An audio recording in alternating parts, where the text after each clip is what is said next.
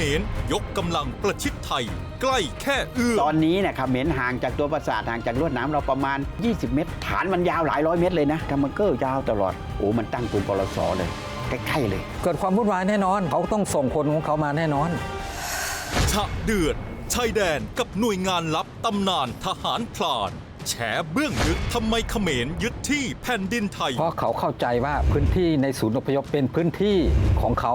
บอกว่า UN เป็นคนซื้อที่ให้เขาคิดอย่างนั้นแบบบ้านหนองจานนะเห็นไหมครับจริงเป็นของไทยนะครับใกล้ๆเขาอีด่างนะพวกผมไปอยู่มาควบคุมเป็นศูนย์อพยพนะครับช่วยเขาฝึกทหารแล้วพาเขาไปรบกับเวียดนามเอาประเทศคืนอีกคนแถวชายแดนพิการเยอะนะครับขาขาดไปหาของป่าอย่างเงี้ยทั้งที่อยู่ในแผ่นดินไทยนะครับมันไม่ได้สนใจมันไม่เคยมีกฎหมายพวกนี้มันเจอมันยิงได้เลยคุยเรื่องลึกชายแดนไทยกัมพูชาที่คุณไม่เคยรู้คนดังนั่งเคลียร์ดีฟทอล์กเสาร์นี้ 10 โมงเช้าทางช่อง 8